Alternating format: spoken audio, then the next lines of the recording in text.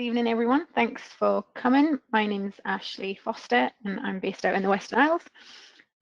This is a farm advisory service event, so I'd just like to thank you all for coming along to social media for small-scale producers. We've got Callum Johnston here, who is the speaker tonight. He's part of the SAC Food and Drink team, and he's got a presentation that's going to last for around 45 minutes, we hope, which will leave us a little bit of time at the end for questions if you've got any. And I'll just pass you over to Callum now. Okie dokie. Thank you very much, Ashley. Thanks for the introduction, and also thank you for asking me along to speak tonight.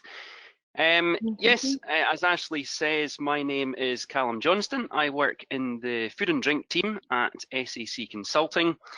My work involves supporting small to medium-sized food and drink producers across Scotland, and I also specialise in farm diversification and agri-tourism. I've got a farming background. I currently live on a small holding near Perth, or it's between Perth and Dundee. So we run a horse livery, and we've got a small flock of Shetland sheep, and we've got chickens and various other animals that run free range around the farm. So as Ashley says, I'm going to be taking the session tonight, social media for small scale producers. I'd be really keen to know who you are and where you're tuning in from tonight. I believe we've got a few people, I think we've got someone from Orkney, we've got a few from the Western Isles. So stick in the chat who you are and where you're dialing in from, and it'd be really good to know.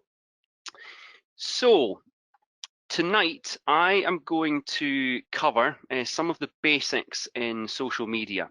So what it is, why you should use social media, and I'm going to cover 3 of the main platforms: Facebook, Instagram, and Twitter.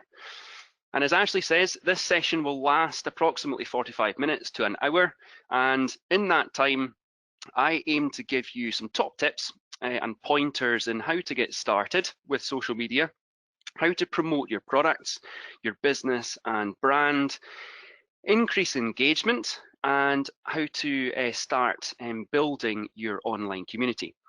So if you've got any questions, Ashley is fielding questions in the chat. There will be an opportunity at the end, and I'd also be keen to hear about your experiences.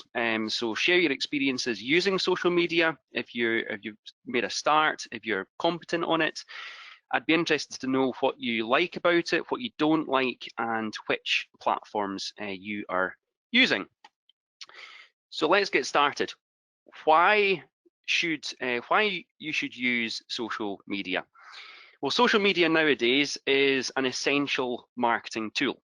So if you run a food or drinks business, holiday accommodation, agri-tourism experiences, if you're an agricultural contractor, then you really ought to have social media presence.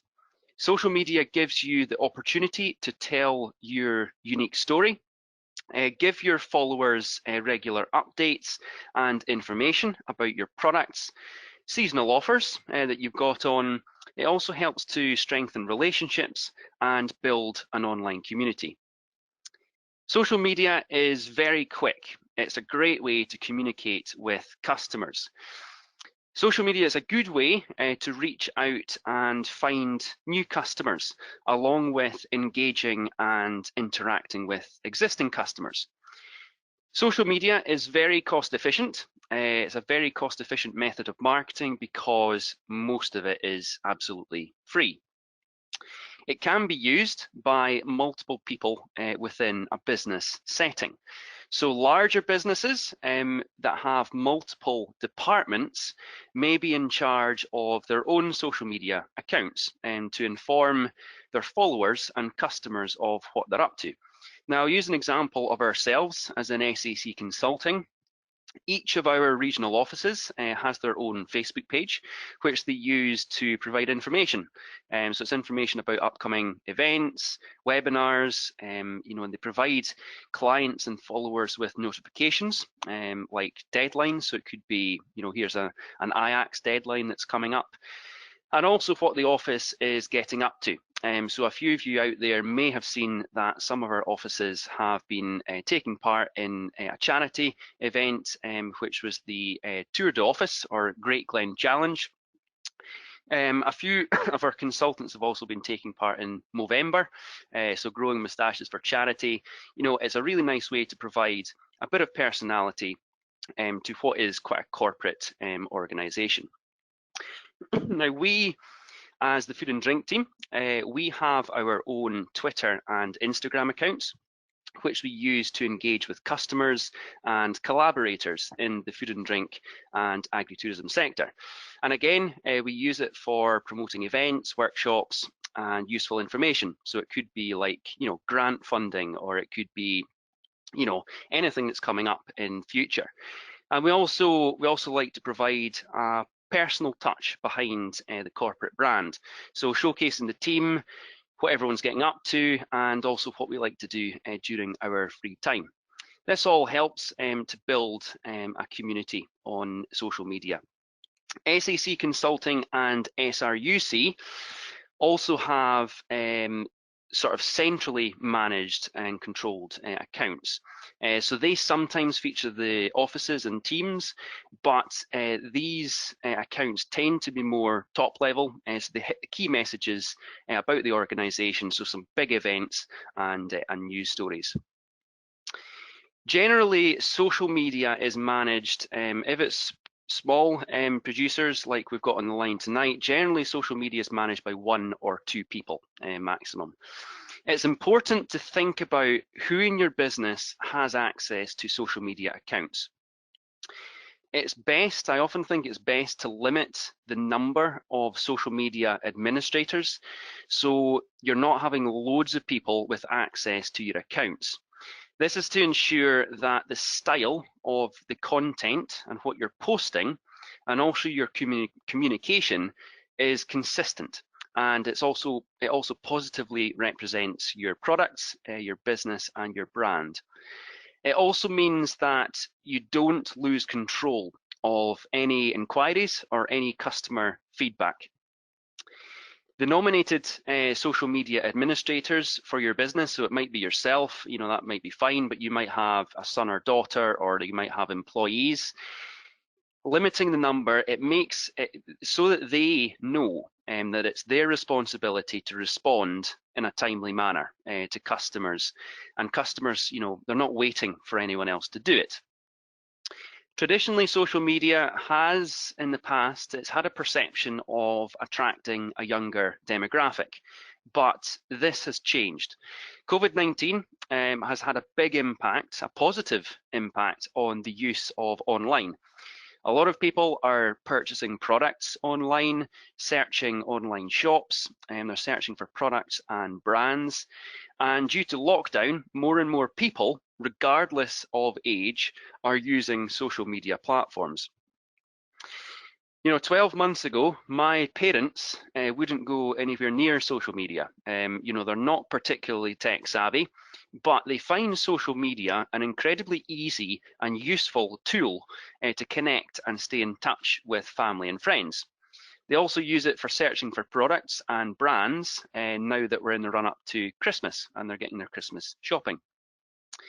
We, as a family, we also set up a Facebook page for our own family business, which is a horse livery. And I'm going to cover that in a wee bit more detail later. And now, since we did that, 60% of our sales and inquiries come through Facebook. We don't advertise in any other way, but 60% comes in via Facebook itself. Customers using social media now, they expect real-time, simple and quick interactions and experiences with your business on social media.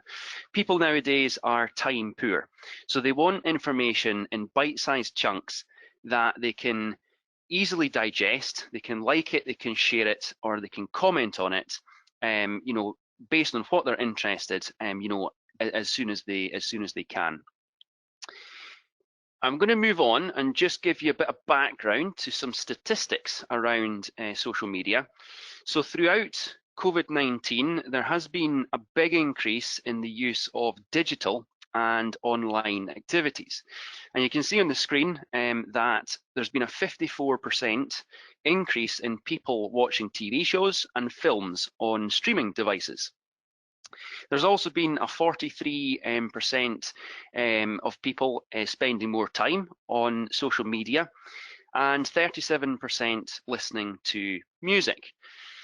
There's also been a 15%, I know that I fall into this category, this is something I've started doing during lockdown. There's been a 15% increase in people listening to podcasts as well.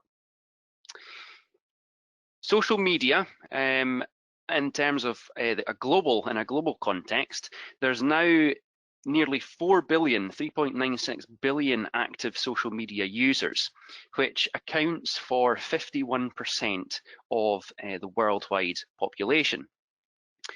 Annual growth in total number of social media users has increased by 10.5% year on year.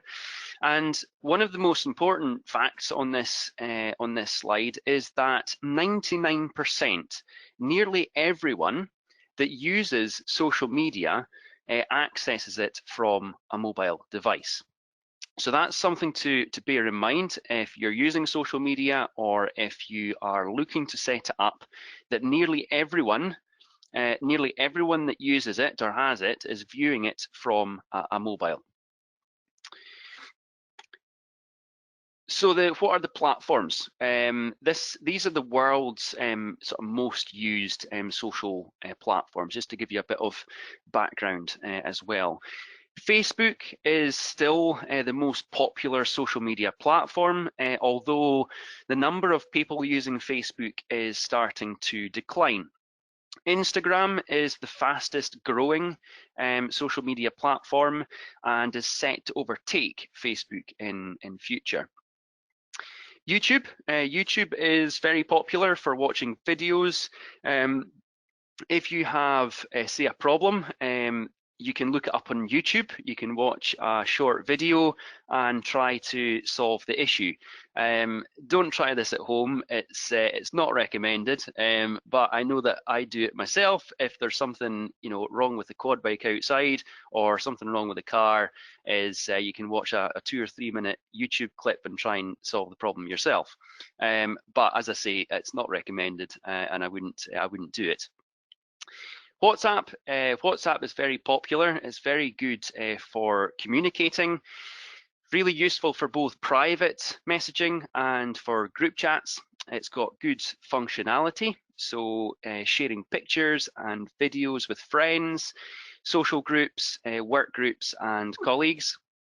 WhatsApp and Facebook Messenger have been particularly popular through lockdown as people have looked to stay in contact with each other, so both personally and professionally.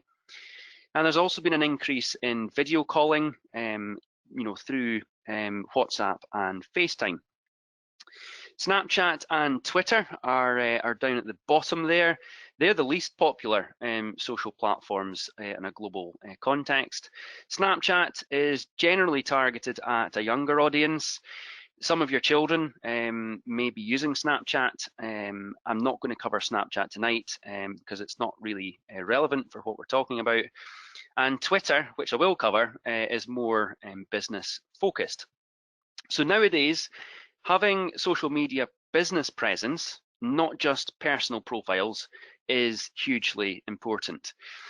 If you are new to social media or just getting going, it's important to think about why you want to use it, what you want to get out of it, and which platforms are going to be most suitable for your business and brand. Taking a look at some of the social media platforms, Facebook, as I say, it's the most popular platform. You may or you may not like it, but depending on your business, your customers may use it. Facebook is very popular in the farming and crofting sectors. Lots of farmers, crofters and smallholders are familiar with the functionality of Facebook, how to use it, and find it really useful for researching people and businesses. Facebook's also really good because there's the use of Facebook groups to share knowledge and ideas. Facebook is both business to business and business to consumer, so B2C. So it's B2B and B2C. Instagram is very popular in the food and drink sector. It's by far the best and highly recommended for food and drink producers. So if you're out there and you're a food and drink producer, you really ought to be on Instagram because that is the fastest growing social media platform for food and drink sector. Instagram is really good because it's visual in nature, so you can post images and videos. Instagram is also becoming more popular with rural businesses within the agritourism sector. So if you've got accommodation or you're out there with self-catering or lodges or pods or whatever, Instagram is really good.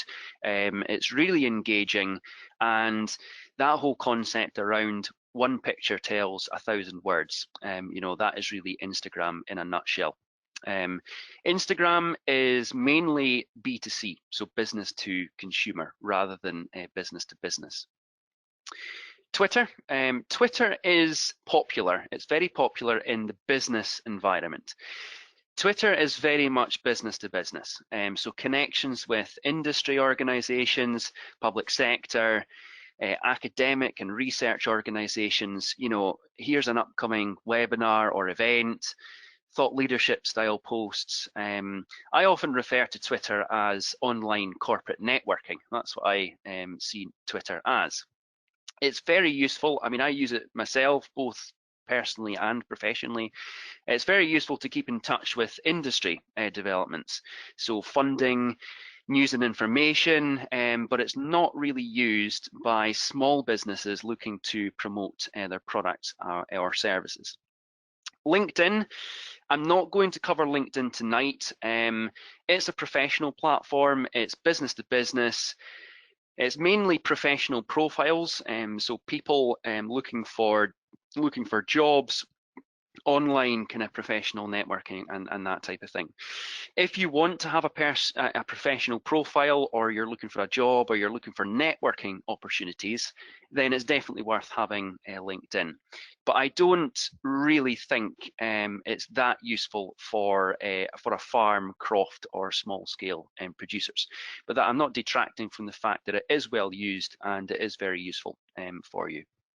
Snapchat, I've already kind of said, I'm not going to cover it tonight. It's image-based and it does tend to attract a younger audience. And you may have heard of TikTok. I'm not going to cover TikTok tonight. You've probably heard of it. You've maybe used it. I've used it once. There's lots of dancing involved, and it's not really relevant for tonight's session. So I'm going to leave TikTok there. Now, you don't have to just use one platform. You may choose to be on more than one, and you may choose and you may use them in slightly different ways.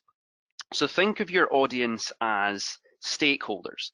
What are they interested in? Is it a professional corporate audience? Is it a consumer audience? Or potentially it could be a combination of both. I often think, put yourself in the shoes of the audience. What would you like to see, or what would you like to get out of the content that you share on social platforms? So taking a look in, I'm going to drill into Facebook, Twitter and Instagram in a wee bit more detail. So Facebook, starting off with Facebook. Facebook is a very popular platform. It's used by lots of farmers, crofters and smallholders. Business pages can be used to provide information to new and existing customers. People visiting your page can like your page, and they will then get updates on their newsfeed from your page. So every time you post or you share content, then it will appear on their newsfeed. If they don't like your page, then they won't get regular updates. Now, engagement on Facebook is really important. Encourage people to reply with comments and questions and share your posts. You may find that some people who like your page may still not see your posts. Now, this is because the algorithm that Facebook uses only shows the posts and content which is most popular. So if a video or if a photo has been liked, say, I don't know, 150, 200 times by 200 people or more, or if it has been shared by a large number of people, then it's more likely to appear on your followers' newsfeed. If it only gets 1 or 2 likes and people are not really that engaged with it, or you don't interact with them, then it probably won't even reach the majority of your followers' news feeds. Facebook used to show the most recent posts in date and time order. So it used to be that at the top of your news feed, it had the most recent. So like Ashley posted 2 minutes ago, and then Jack posted 4 hours ago, and it did it sort of in that order. As you scroll down, the older the content gets, whereas now Facebook shows content by most popular. The examples I've got on the screen, Fern Farm, you may have heard of Fern Farm. You can see there, this is their page. There is an About tab on the left-hand side. I'm not sure if my cursor can go around it there, but there is an About tab. At the top, it provides information about the farm, the business, and their business ethos and brand values. It also shows the number of likes by people, so showing the popularity and the number of followers on Fern Farm. So you can see there that they've got 7,000, nearly 7,900 people follow Fern Farm. It's got 193 people checked in here. What that means is 193 people have visited Fern Farm and they have tagged Fern Farm in their own posts. Now that's not to say that only 193 people have visited Fern Farm. What it's saying is 193 people, private people, have tagged them in it, and then it comes up on their page. There's also some essential contact information. So you can see that Fern Farm have a website, so you can put in your business website on your Facebook page. You can put in your telephone number, so that you can see the telephone numbers there. And there's also quick links and quick functions. So if you wanted to drop Fern Farm send them a message, you can very easily click the send message at the top, and that will you'll be able to send them a message. The other example I've got is Lewis Crofters Limited, again providing information about the business with some essential contact information. You can see it there, their phone number and website. There's also a quick call now function on Facebook and send message. So it's really easy. As I say, people are time poor. If they want the phone number, rather than having to look down to find the phone number, it's got a very quick call now at the top, which then links to your phone and you can give them a call. There's also a reviews tab. There's a reviews tab at the top, where viewers can see any comments or reviews of the business. This is a good marketing tool. Encourage your customers to leave reviews, particularly if you're running an agritourism, venture.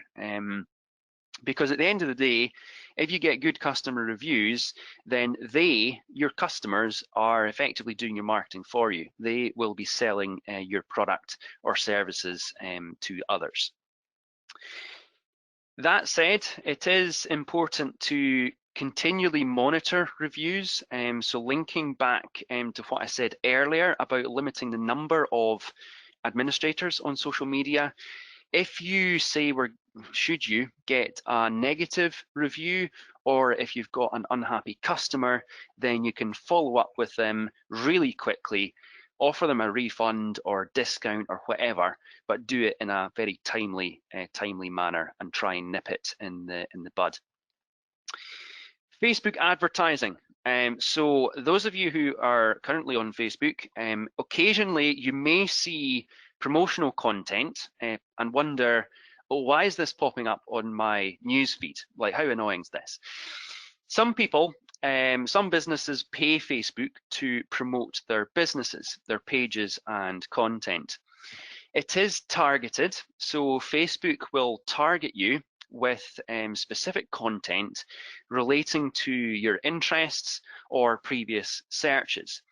That's why if you search for, I don't know, new cars or a specific model of car, it could be BMW or Vauxhall or whatever it is, then effectively after that you will then get a flurry of promotional content based on your previous searches. Facebook ads can be beneficial if you want to get a larger reach or a larger audience reach. Facebook ads are relatively inexpensive and you can target your audience by interests and age groups to get more traction. I've got mixed views on advertising. I think it can work really, really well for boosting your brand awareness, and particularly if you're new, a new business and setting up, it's really good for reaching a large audience or certainly a larger audience beyond your current followers if you've got a small following on Facebook. But I personally, I do find Facebook advertising a bit frustrating. I tend, when I'm scrolling through my Facebook feed, I tend to scroll right past Facebook ads without actually looking at them. So you might find that you're paying for advertising to reach a larger audience, but then people like me don't actually look at it. So that's just something to bear in mind as well. But I'm not detracting from the fact that it is very good. I know people who use it and they really like it. So I guess it's really personal preference. Maybe give it a go. Give it a go, see how you get on, and take it from there. Moving on, I've got a couple of other examples for you tonight. Cars Billington, you can see Cars Billington in Ayr. This is an example of a fairly large company with stores all over Scotland. The Ayr store, this is similar to what I said earlier about similar to SEC Consulting. So the Ayr store will probably manage their own page to provide news, updates and information that's specific to them, whereas head office will send out more top-level company-wide information. Opening hours, you can see that they've got they've got essential information, their website, they've got their phone number, and also if you're running a shop, so this is something to bear in mind. If you're running a shop, you can put in your opening hours. So you can see here that Cars Billington open now. I mean, this is when I took the screenshot, but you can see they're open 9 till 5:30. This is actually really something that's really important. It's something that I know that my dad asks me all the time is, when's Cars Billington open on a Saturday? What time do they open? So, you can very quickly, without going to their website, you can go onto their Facebook page and you can find out when they're open. The Veg Shed, this is a farm vending machine selling fresh potatoes, veg, fruit and other local products down in East Lothian. They use Facebook as free advertising because they don't have a website. So when they first launched their farm vending machine, they didn't feel it was worth investing in a website. So Facebook was very useful to provide information and updates to customers. So what I'm going to do now is I'm going to take you through how to set up a Facebook page. Now, the only way I could do this without doing it live was to effectively show you our own personal, our own family business and how we created the Facebook page. So what you're seeing here is effectively a screenshot from my own personal Facebook account. You can see on the right hand side, that is my pages. So you can see your pages, and I've got one page that I look after. I'm the administrator of. So it's Overconfons Farm Livery. Now, what you need to do if you're setting this up for the first time is you need to click onto the Pages tab at the top. So I've circled it there.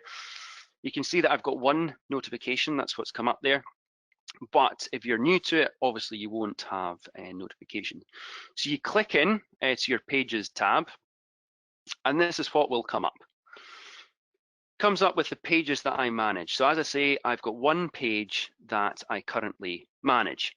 If I want to create a new page, is on the left-hand side of the screen, it's got Create New Page. So you click on that, and then this at the bottom of the screen is what will appear. So you've then got the opportunity to be creative. You can set up your Facebook page. You've got your page name. You can provide information about your business, your products, you know, everything I've talked about in terms of your phone number and website and details can all be put in here. As soon as you've done that, so you've filled out all the information, it's quite straightforward. You just need to give it a go. It's quite self-explanatory. When you've done that, then you're pretty much good to go. This is what your page will look like. So this is our page, Overconfons Farm Livery. You can see that there's plenty space to put images. So this is the image of our farm. It's looking over the Tay towards Abernethy and Newborough. We've actually got a slideshow running, so any new customers can look at the images by just clicking through at the right-hand side. We've got our brand logo. On the right-hand side, you can see, you know, we've got our farm, we've got our details. We're not very big. We only started this it was only about 6 months ago when we launched. So we've only got 79 people that like us. So we're very small. We don't have a website. If we did have a website, we could enter it here. So all I would do is click in there and enter our website. And we've got our phone number, so that is our phone number if anyone wants to contact us. There's my email address. Just bear in mind, some people, you know, depends how they like to get in touch.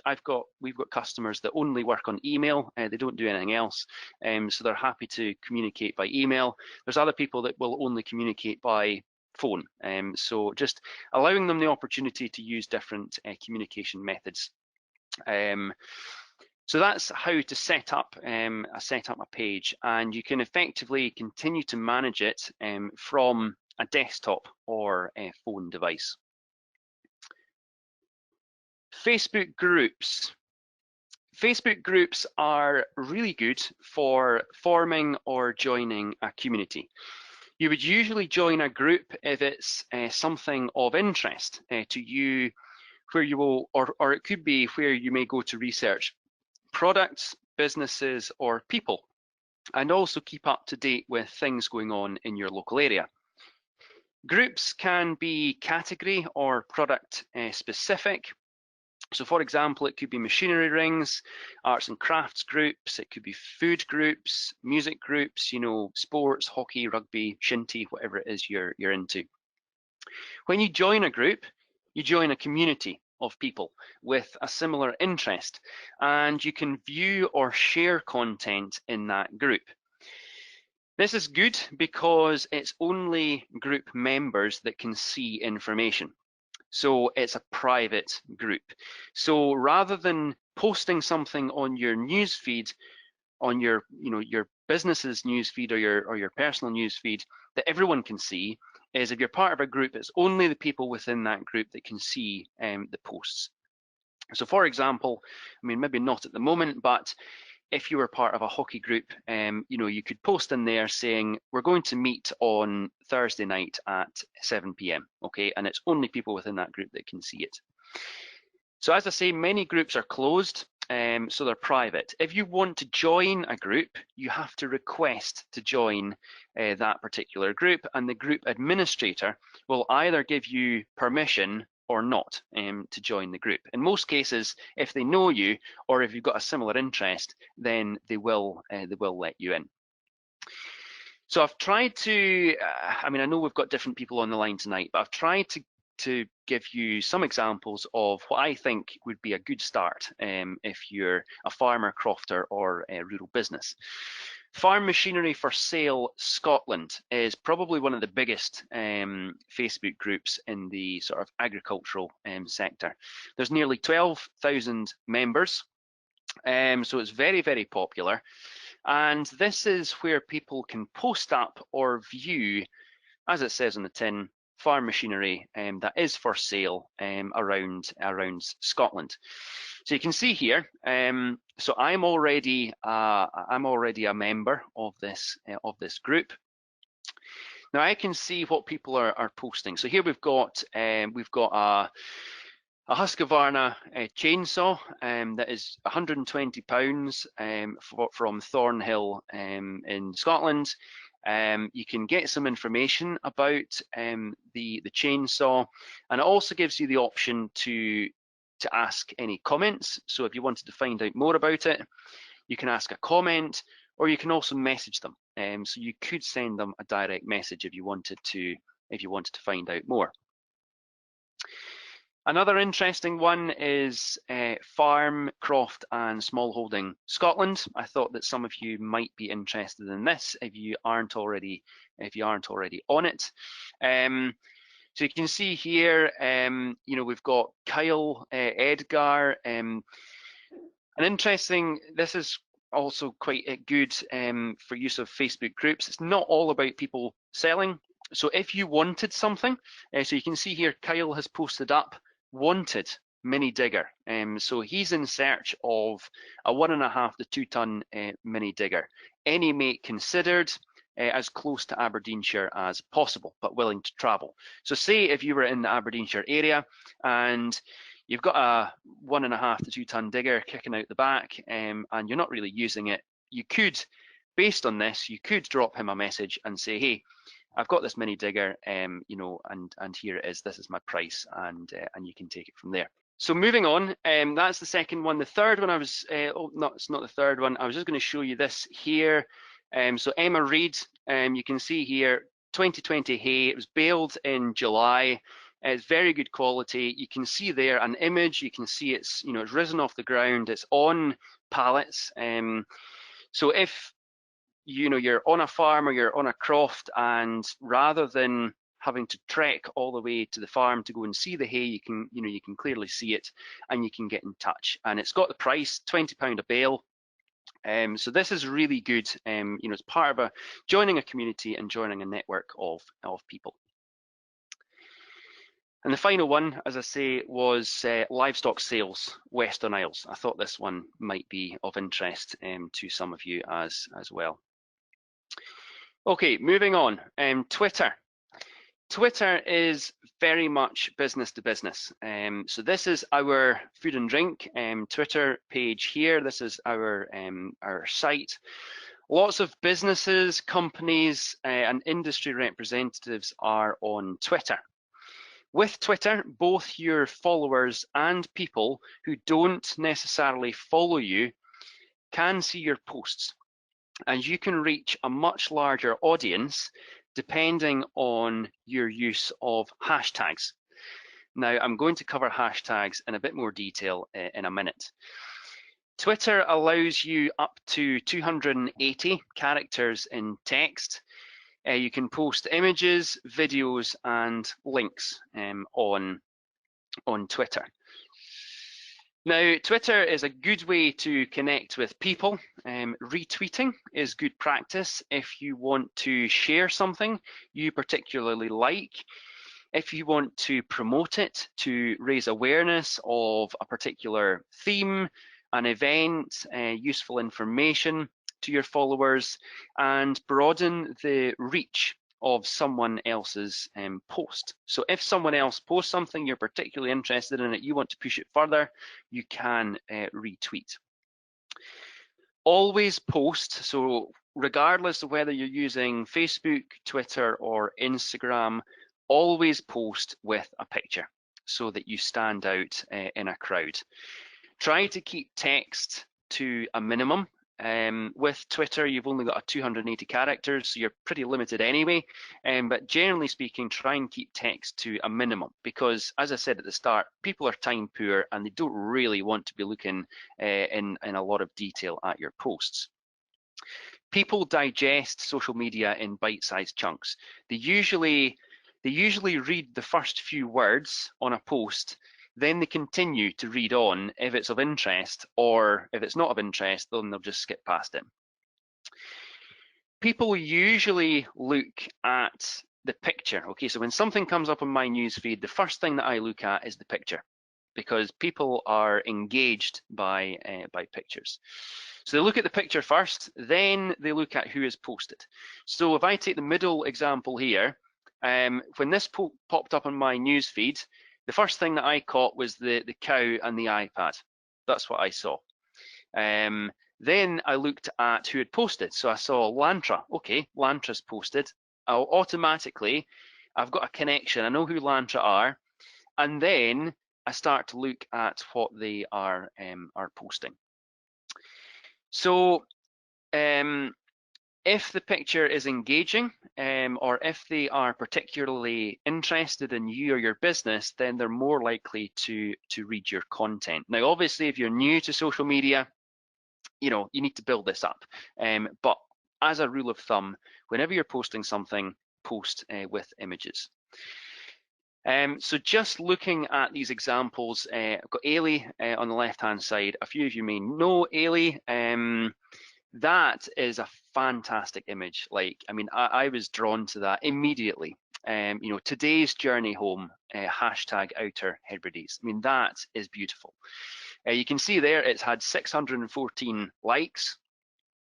34 people have retweeted it, okay, because they like it, they think it's interesting, and they've shared it to their followers. And it's also got 2 quote tweets. So 2 quote tweets, that means that someone has retweeted, but they've also commented. So if I was to do it, I may choose to retweet that, and I may say, I also caught this image, or I also saw this tonight. Okay, so it's just adding a comment and adding an extra dimension to what Ailey's already done. The one on the right hand side, I wanted to show this one because you can see that rural matters. Okay, so if I don't currently follow Rural Matters, but I do follow the Crofting Commission, by the Crofting Commission retweeting it on their page, then it will come up on my newsfeed. So I don't necessarily have to follow Rural Matters, but because they've retweeted it, it'll pop up on my feed. This is also another good couple of examples.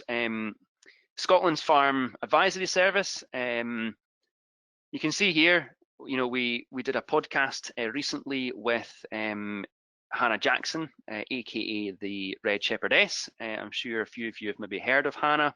She's really good on social media. She's really engaging. She's a bit of a farming celebrity, and she's done really well to build herself and build her own brand as well. So it may be the case that some people may not follow the Farm Advisory Service, but if they follow Hannah Jackson and we have tagged Hannah Jackson in it, then this will feature on their page. I also wanted to add in Joyce Campbell. So Joyce, you can see here, Armadale Farm. She's selling calendars at the moment, 2021 calendars, but she has pinned a tweet. So by pinning a tweet, it then features at the top of your business account.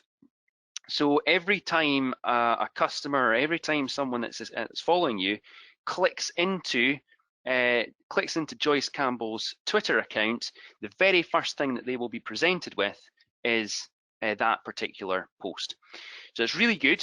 Pinned tweets are really good if you're trying to promote something in particular, because it's always there. It's the first thing that customers will see. Okay, how are we doing for time? Yeah, we're doing all right. Okay, moving on. Instagram. Instagram is heavily based on images and videos. It's really engaging and it allows you to give a sense of personality to your product and brand. Instagram is by far my favorite, and it's the go-to social media platform because it is so visual and engaging. Instagram works best from a phone rather than desktop. Twitter and Facebook, you can use Facebook and Twitter on either a laptop or a phone, but Instagram's really designed for mobile users, and as I said earlier, 99% of people are looking at social media on a mobile device. Social media is not all about the sell. It's not all about trying hard to sell your products. Social media should be should be about storytelling. People nowadays, they switch off with hard sales pitches if it's constantly sell, sell, sell. You will be subtly selling your products by telling your story. It's the story behind your products. That's why people buy into you and your brand. People are 4 times more likely to engage with human stories. Followers like to see people and faces behind the brand. So a farmer, it could be a farmer out in the field feeding cows and sheep, or it could be someone in the kitchen making lovely jam or fresh bread. They would rather see that than they would to see just simple products and brand logos. The majority of content is static image based, but there is a rise in the use of videos. Now, it does take a lot of confidence to post videos, and it's something that you may want to have a go at or integrate within a series of posts. But by 2022, it's predicted that over 80% of all online content will be video based. So that's something just to bear in mind. Whatever platform you use, whether it's Facebook, Instagram, or Twitter, imagery is very, very important. Images have to be excellent to engage followers and to convey a high quality product or experience that you're offering. If an image is blurred or it's poorer quality, then it is going to detract from your product. So you may have an excellent product or service or experience, but if the imagery is poor, then it's going to devalue all the hard work that you put in. Keep it real, keep it honest, and I also say keep it fun, okay, and engaging on social media, but particularly Instagram.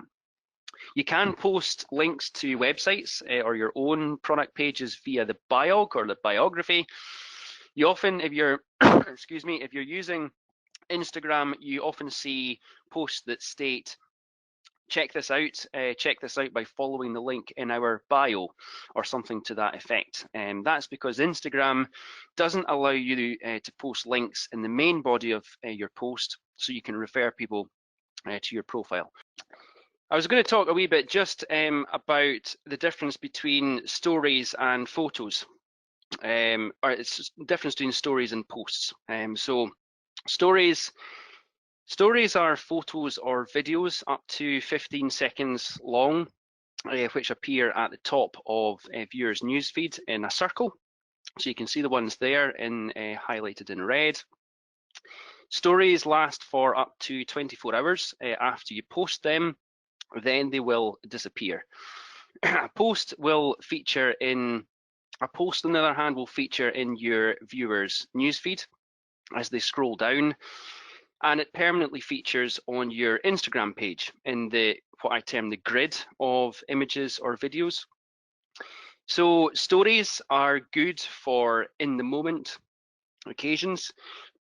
If you're out checking sheep or making a product in the kitchen, then that's best for stories.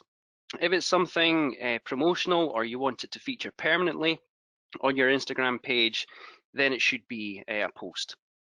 As stories are in the moment, so the quality of images or videos, they don't have to be absolutely perfect, unlike posts.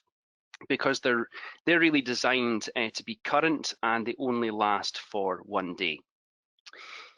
Stories are good if you want to provide a bit of personality, so have a bit of fun with them. You can add some humour, and you can add text and tag people in stories as well.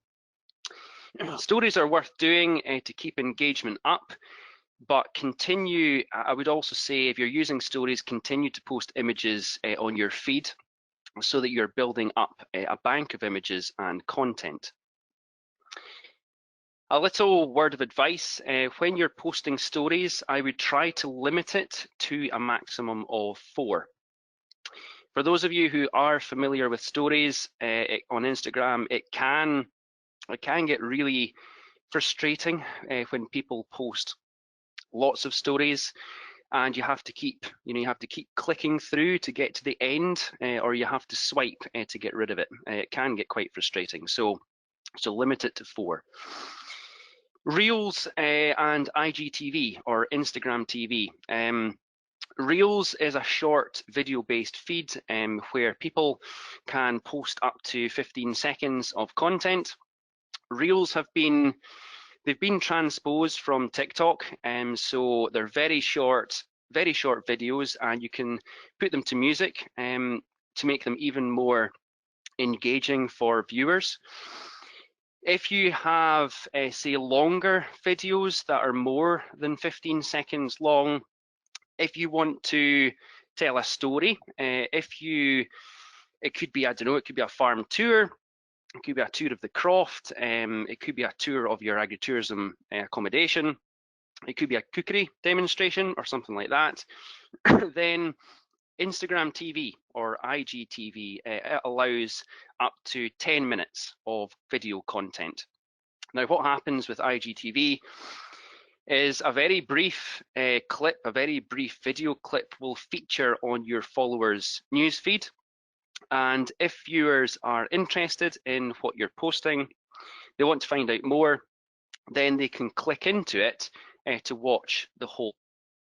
I'm going to just go through some examples just to put this into context. One I really like is the middle one, so that's South Powrie Farm. Susanna Pate has posted up there. It's a family affair.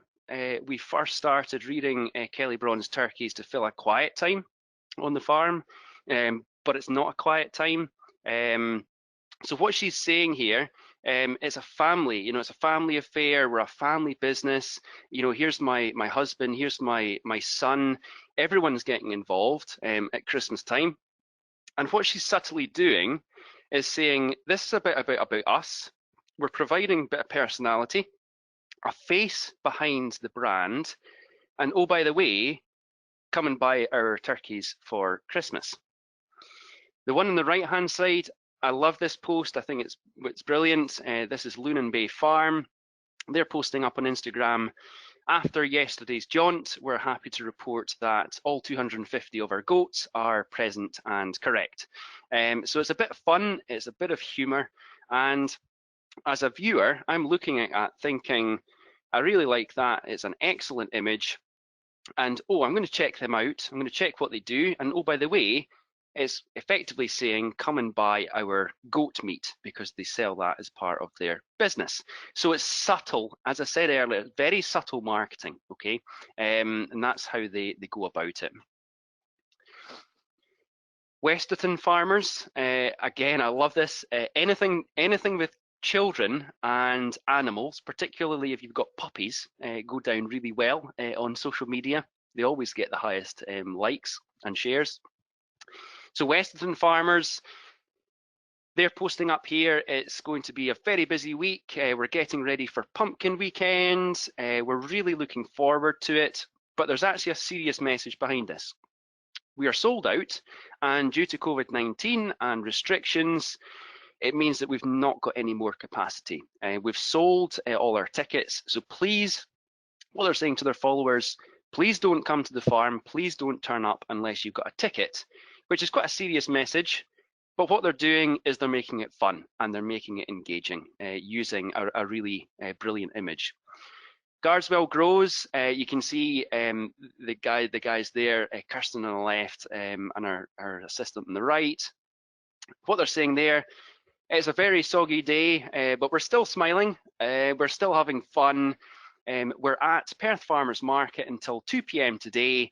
Pop on your jackets and wellies, and we'd love to see you. So it's a subtle, very subtle, but fun and engaging sales pitch.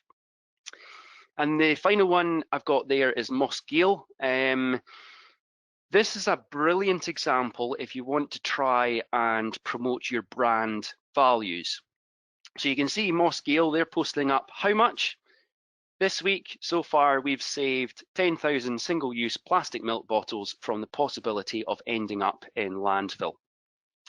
So what they're doing is they're posting up their brand values of environmental sustainability, and they're subtly, without saying it, they're saying, hey guys, we're Mosgiel and come and buy our milk. And that's what they're doing. And they're using social media to provide that very subtle sales pitch. Hashtags. How are we doing for time? We're doing okay. If I didn't have 5 minutes of coughing, we'd be getting on even better. But anyway, I hope you're still all out there. You haven't disappeared yet, which is good. Hashtags. This is a question that always comes up. What are hashtags? We don't really get them. Hashtags are really, really important. So hashtags are used to categorize content or particular topics to make them more discoverable. You can click on hashtags, and by clicking on them, this will take you to see other posts relating to that content. So I've used the example here, hashtag Outer Hebrides. So by posting hashtag Outer Hebrides, you now become part of a conversation about the Outer Hebrides, and you join a community of people all posting or talking about the Outer Hebrides. If you don't use hashtags, you are unlikely to be seen on Twitter and Instagram. Hashtags is a great way to engage with people and businesses who have similar interests and expand your audience.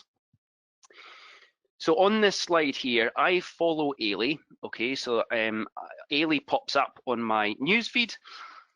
But if I click Outer Hebrides, it then brings up a whole series of other people who are all talking about the Outer Hebrides, and that is how your posts will be seen. So important to use relevant hashtags to your business or your products.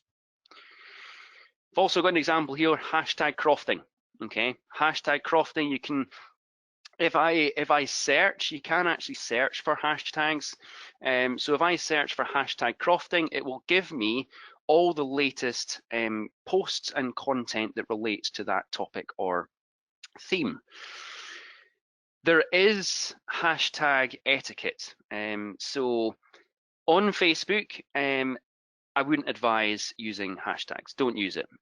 I just don't think people, it's not the right platform for it, for hashtags. People don't really use hashtags on Facebook. Twitter, I would say use a maximum of four hashtags. You're already limited in the amount of content that you can post. So I think posting 4 and doing it really well is good for Twitter. And Instagram. Okay, Instagram is all about hashtags. Okay, you can post up to 30 hashtags on Instagram, but I think as a sort of general rule of thumb, I would say it's much better to post around 10 to 15 maximum, but I sort of think if you aim for 10 really good and engaging hashtags on Instagram, that's more than enough. You don't need to be, there's some people that go a bit hashtag wild, but I think posting 10 is hits the sweet spot quite well. On Instagram, you can choose to follow hashtags, which means that you can see all the content relating to a specific topic or interest. So on Instagram, I could follow hashtag Crofting, and I will see everything that comes up to do with that particular theme. So how do I know which hashtags to use? Okay, that's a question that also comes up quite often. you can search for hashtags, and it also shows you when you're typing in, into your posts, it also shows you how popular particular hashtags are. As you type hashtags in your post, it automatically comes up with the most popular. Use hashtags that are very popular, and also try to use some hashtags that are perhaps a bit more unique. So if you use very popular hashtags with, say, thousands of posts relating to that topic, then it's good because you're part of that community, but because there's so many of them, there is a chance that your post will get lost, and it'll get lost very quickly. Whereas more niche, sort of niche and unusual hashtags, they won't get lost, but there is a risk that they might not actually get found if they're almost too unique. So just bear that in mind. I often find using social media, one of the best ways to learn is to look at other businesses, look at competitors, look at what other people are doing and their use of hashtags. I think it's great to learn from other people and see what ones that they are using. Don't necessarily copy them, but it will guide you in what hashtags to use. At the end of the day, you might learn some new ones and you can add it to your repertoire as well. So there's some of the examples here. I've got hashtag Scottish farming. This was a really engaging post. Carol.Scotland, she's posted up here, hill plus dog equals perfection. The best things in life are almost definitely free. And you can see there that she's used some really, really good hashtags. Hashtag border collie, hashtag collie, collies of Instagram, working dog, sheepdog, farm dog. You can see them all there. So if you wanted, if I was particularly interested in, say, sheepdogs, if I clicked into hashtag sheepdog, it would then give me a whole series of other posts relating to that topic. You can see there, hashtag Scottish farming has got, there's 5,000 or more posts relating to that, and hashtag farm 365. That's effectively 365 days in the farming calendar. And it gives you what everyone else is up to under that particular theme. Okay, I've got one more slide. When is the best time to post? You can see here on the color charts where the sort of highest engagement is on Instagram and Facebook. Generally speaking, lunchtime, the middle of the day when people are taking a break is very popular. That's when people have some downtime at lunchtime, to sit and scroll through their news feeds, as well as the evenings. There has been a slight shift due to COVID. A lot of people working from home, they're sitting all day. They do have a wee bit more time, so actually the sort of engagement throughout the day has been stretched a wee bit. What else? I was going to some people have, I know that some people have actually reduced their social media usage because they feel that they're spending a lot of time on screens. I know that's something that I'm quite conscious about now. I'm spending a long day sitting in front of the computer, and then just go and sit on social media at night is a long day. So best time is generally sort of lunchtime, evenings, when people have got some downtime in their day to look on their news feeds.